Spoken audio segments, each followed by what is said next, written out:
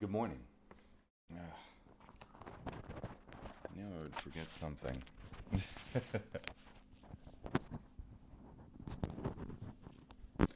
And we're doing it live. Perfect. Okay. Good morning. Thank you for joining me today.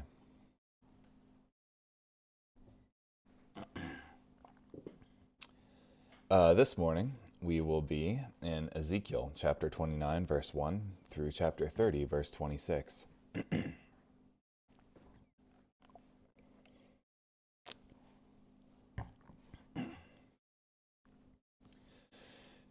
In the 10th year, in the 10th month, on the 12th day of the month, the word of the Lord came to me. Son of man, turn toward Pharaoh, king of Egypt, and prophesy against him and against all Egypt. Tell them, this is what the sovereign Lord says. Look, I'm against you, Pharaoh, king of Egypt, the great monster lying in the midst of its waterways, who has said, My Nile is my own, I made it for myself. I will put hooks in your jaws and stick the fish of your waterways to your scales. I will haul you up from the midst of your waterways, and all the fish of your waterways will stick to your scales. I will leave you in the wilderness, you and all the fish of your waterways. You will fall in the open field, and will not be gathered up or collected. I have given you as food to the beasts of the earth and the birds of the skies. Then all those living in Egypt will know that I am the Lord, because they were a reed staff for the house of Israel. When they grasped you with their hand, you broke and tore their shoulders, and when they leaned on you, you splintered and caused their legs to be unsteady. Therefore, this is what the sovereign Lord says. Look, I am about to bring a sword against you, and I will kill every person and every animal. The land of Egypt will become a desolate ruin. Then they will know that I am the Lord, because he said, The Nile is mine, and I made it. I am against you and your waterways. I will turn the land of Egypt into an utter desolate ruin, from Migdol to Syene, as far as the border with Ethiopia. No human foot will pass through it, and no animal's foot will pass through it. It will be uninhabited for 40 years. I will turn the land of Egypt into a desolation in the midst of desolate lands. For 40 years her cities will lie desolate in the midst of ruined cities. I will scatter Egypt among the nations and disperse them among foreign countries. For this is what the sovereign Lord says. At the end of 40 years I will gather Egypt from the peoples where they were scattered. I will restore the fortunes of Egypt, and will bring them back to the land of Pathros, to the land of their origin. There they will be an insignificant kingdom. It will never be the most insignificant of the kingdoms. It will never again exalt itself over the nations. Well, it will be the most insignificant of the kingdoms. It will never again exalt itself over the nations. It will make them so small, I will make them so small that they will not rule over the nations. It will never again be Israel's source of confidence, but a reminder of how they sinned by turning to Egypt for help. Then they will know that I am the sovereign Lord. In the 27th year, in the first month, on the first day of the month, the word of the Lord came to me. Son of man, King Nebuchadnezzar of Babylon made his army labor hard against Tyre. Every head was rubbed bald, and every shoulder rubbed bare. Yet he and his army received no wages from Tyre for the work he carried out against it.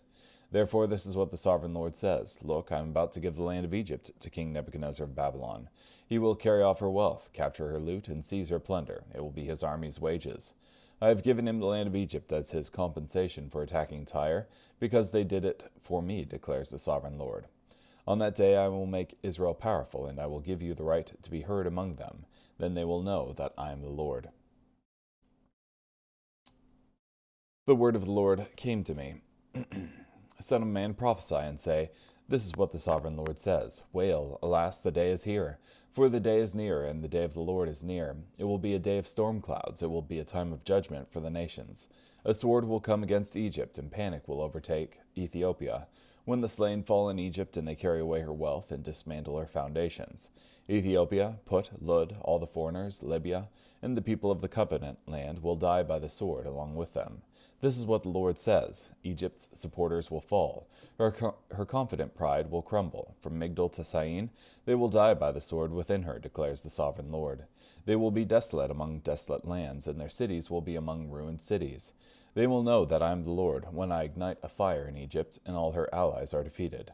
On that day, messengers will go out from me in ships to frighten overly confident Ethiopia. Panic will overtake them on the day of Egypt's doom, for beware, it is coming. This is what the sovereign Lord says. I will put an end to the hordes of Egypt by the hand of King Nebuchadnezzar of Babylon. He and his people with him, the most terrifying of the nations, will be brought here to destroy the land. They will draw their swords against Egypt and fill the land with corpses. I will dry up the waterways and hand the land over to evil men. I will make the land and everything in it desolate by the hand of foreigners. I, the Lord, have spoken. This is what the sovereign Lord says. I will destroy the idols and put an end to the gods of Memphis. There will no longer be a prince from the land of Egypt, so I will make the land of Egypt fearful. I will desolate Pathros, I will ignite a fire in Zone, and I will execute judgment on Thebes. I will pour out my anger upon Pelusium, the stronghold of Egypt. I will cut off the hordes of Thebes. I will ignite a fire in Egypt. Syene will writhe in agony. Thebes will be broken down, and Memphis will face enemies every day. The young men of On and Pi-Beseth will die by the sword, and the cities will go into captivity. In Taphanes, the day will be dark when I break the yoke of Egypt there. Her confident pride will cease within her. A cloud will cover her, and her daughters will go into captivity. I will execute judgments on Egypt. Then they will know that I am the Lord. In the 11th year, in the first month, on the 7th day of the month, the word of the Lord came to me. Son of man, I have broken the arm of Pharaoh, king of Egypt. Look, it has not been bandaged for healing, or set with a dressing, so that it might become strong enough to grasp a sword. Therefore, this is what the sovereign Lord says. Look, I am against Pharaoh, king of Egypt, and I will break his arms, the strong arm and the broken one, and I will make the sword drop from his hand. I will scatter the Egyptians among the nations and disperse them among foreign countries. I will strengthen the arms of the king of Babylon, and I will place my sword in his hand. But I will break the arms of Pharaoh, and he will groan like the fatally wounded before the king of Babylon. I will strengthen the arms of the king of Babylon, but the arms of Pharaoh will fall limp. Then they will know that I am the Lord when I place my sword in the hand of the king of Babylon, and he extends it against the land of Egypt. I will scatter the Egyptians among the nations and disperse them among foreign countries. Then they will know that I am the Lord.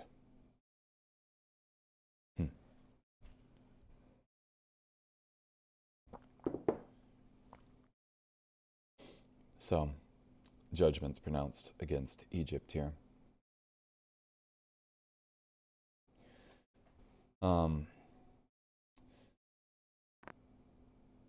Pharaoh in Ezekiel 29:3, it says, "This is what the sovereign Lord says. Look, I am against you, Pharaoh, king of Egypt, the great monster lying in the midst of its waterways, who has said, my Nile is my own.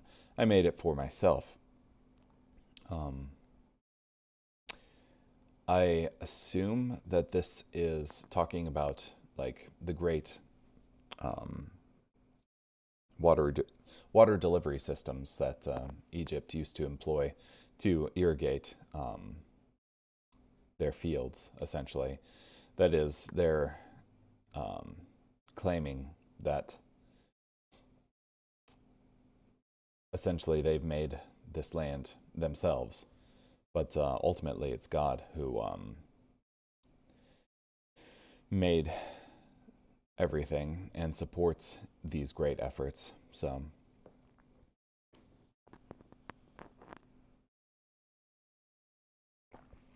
in saying this, they refuse to recognize and honor the God of Israel. My apologies. As the creator and owner of all.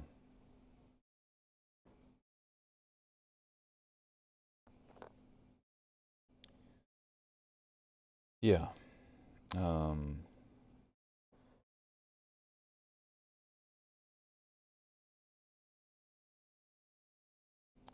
That's something else here.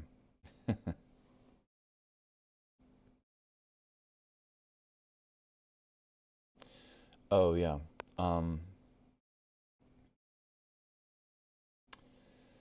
In Ezekiel 29:6 and 7, then all those living in Egypt will know that I am the Lord, because they were a reed staff for the house of Israel. When they grasped you with their hand, you broke and tore their shoulders, and when they leaned on you, you splintered and caused their legs to be unsteady.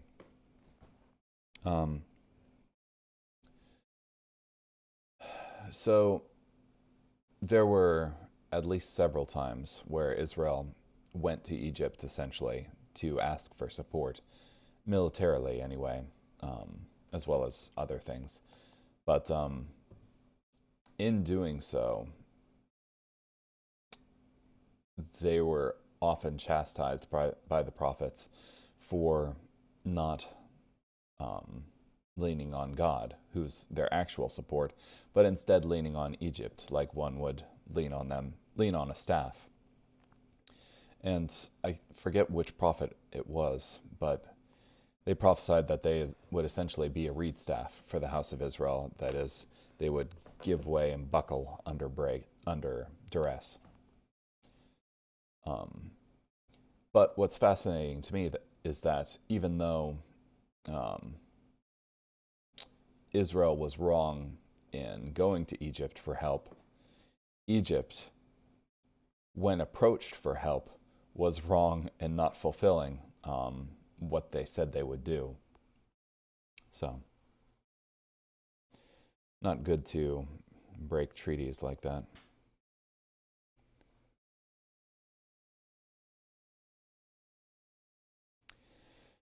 Judah hoped to rely on Egypt's power to help them against the Babylonian Empire, but they were like a staff of reed in the house of Israel.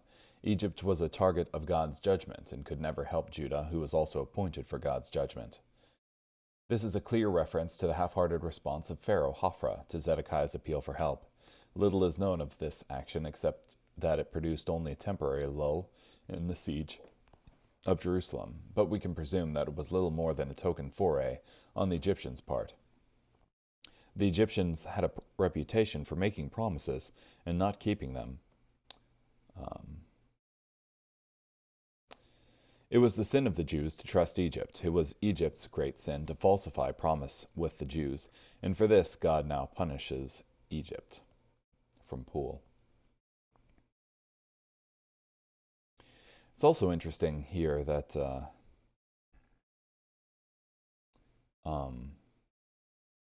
you have a scattering and regathering of Egypt.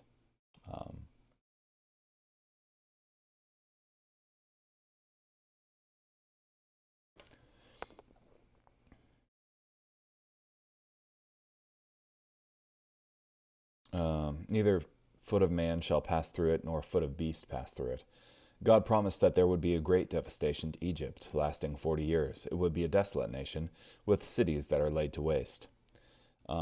Because no such 40-year period is known in Egyptian history, some claim a literal fulfillment of the prophecy was never intended, and that it is to be taken as hyperbole, but there is nothing in the context that would indicate a shift from the literal to the figurative. I will scatter the Egyptians among the nations. As the leaders and people of Judah would be conquered and scattered, so would the Egyptians. God promised to disperse them throughout the countries.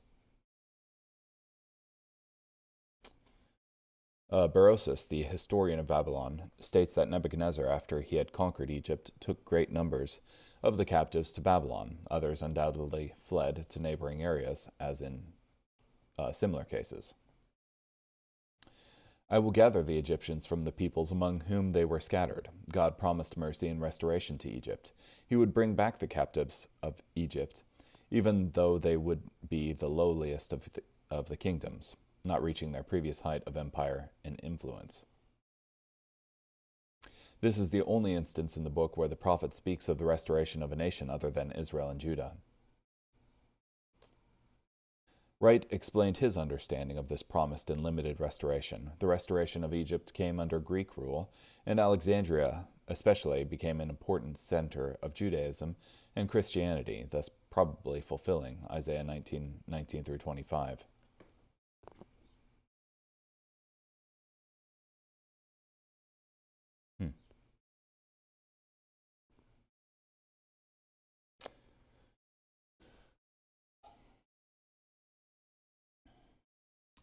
Nebuchadnezzar, king of Babylon, caused his army to labor strenuously against Tyre, but didn't get paid for it.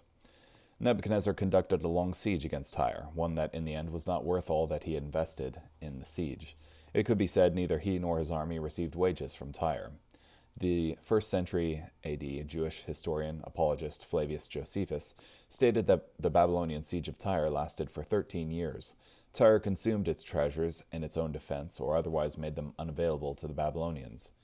The Tyrians, finding it at last impossible to defend their city, put all their wealth aboard their vessels, sailed out of the port, and escaped for Carthage, and thus Nebuchadnezzar lost all the spoil of one of the richest cities in the world. According to secular histories, we do not know whether Tyre was captured by the Babylonian force or not, though a few years later Babylonian officials were in residence in the city, and Babylonian suzerainty was acknowledged. All that Ezekiel tells us is that the rewards of the siege were not commensurate with the effort involved.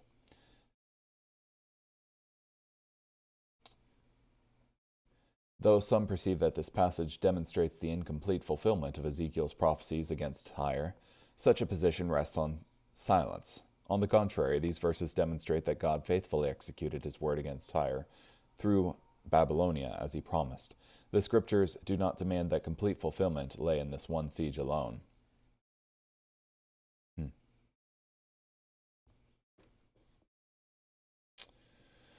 Okay, carrying on. Hebrews chapter 11, verse 32 through chapter 12, verse 13. And what more shall I say? For time will fail me if I tell of Gideon, Barak, Samson, Jephthah, of David and Samuel and the prophets. Though through faith they conquered kingdoms, administered justice, gained what was promised, shut the mouths of lions, quenched raging fire, escaped the edge of the sword, gained strength in weakness, became mighty in battle, put foreign armies to flight, and women received back their dead raised to life, but others were tortured, not accepting release to obtain resurrection to a better life. And others experienced mocking and flogging, and even chains and imprisonment. They were stoned, sawed apart, murdered with the sword. They went about in sheepskins and goatskins. They were destitute, afflicted, ill-treated. The world was not worthy of them. They wandered in deserts and mountains and caves and openings in the earth. And these all were commended for their faith, yet they did not receive what was promised. For God had provided something better for us, so that they would be made perfect together with us. Therefore, since we are surrounded by such a great cloud of witnesses, we must get rid of every weight and the sin that clings so closely, and run with endurance the race set out for us, keeping our eyes fixed on Jesus, the pioneer and perfecter of our faith. For the joy set out for him, he endured the cross, disregarding its shame, and has taken his seat at the right hand of the throne of God. Think of him who endured such opposition against himself by sinners, so that you may not grow weary in your souls and give up. You have not yet resisted to the point of bloodshed in your struggle against sin, and have you forgotten the exhortation addressed to you as sons? My son, do not scorn the Lord's discipline, or give up when he corrects you. For the Lord disciplines the one he loves, and chastises every son he accepts. Endure your suffering as discipline. God is treating you as sons. For what son is there that a father does not discipline? But if you do not experience discipline, something all sons have shared in, then you are illegitimate and are not sons. Besides, we have experienced discipline from our earthly fathers, and we respected them. Shall we not submit ourselves all the more to the Father of spirits, and receive life? For they disciplined us for a little while as seemed good to them, but he does so for our benefit, that we may share his holiness. Now all discipline seems painful at the time, not joyful, but later it produces the fruit of peace and righteousness for those trained by it. Therefore, strengthen your listless hands and your weak knees, and make straight paths for your feet, so that what is lame may not be put out of joint, but be healed.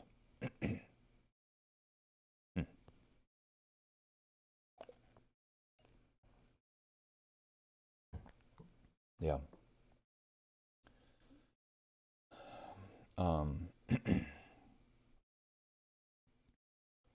So, in 1132, it goes on, the author of Hebrews goes on to talk about other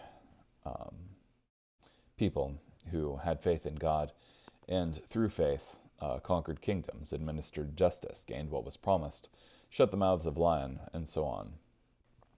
Of lions, rather. Now note, this isn't a blanket endorsement of all of these people's characters here. Like Gideon, Samson, Jephthah, David types here that had some pretty heinous sin in their lives at points, but merely highlighting that the instances where they did have faith were instances that God brought about miracles. So, Yeah, and it culminates in Hebrews 12:1 here. Therefore, since we are surrounded by such a great cloud of witnesses, we must get rid of every weight and the sin that clings so closely, and run with endurance the race set out for us, keeping our eyes fixed on Jesus, the pioneer and perfecter of our faith. I like the NASB's translation, the author and perfecter of our faith. For the joy set out for him, he endured the cross, disregarding its shame, and has taken his seat at the right hand of the throne of God. Yeah. We need to keep that in mind, and get rid of every weight and the sin that clings so closely to us, and run with endurance the race set out for us. Yeah. Carrying on, Psalm 112, verses 1 through 10. Praise the Lord. How blessed is the one who obeys the Lord, who takes great delight in keeping his commands. His descendants will be powerful on the earth. The godly will be blessed. His house contains wealth and riches. His integrity endures. In the darkness, a light shines for the godly, for each one who is merciful, compassionate, and just. It goes well for the one who generously lends money and conducts his business honestly, for he will never be upended. Others will always remember one who is just. He does not fear bad news. He is confident. He trusts in the Lord. His resolve is firm. He will not succumb to fear before he looks in triumph on his enemies. He generously gives to the needy. His integrity endures. He will be vindicated and honored. When the wicked see this, they will worry. They will grind their teeth in frustration and melt away. The desire of the wicked will perish. And finally, Proverbs chapter 27, verse 17. As iron sharpens iron, so a person sharpens his friend. One I like to reference a lot. Well, thank you for joining me today. Hope you have a great day.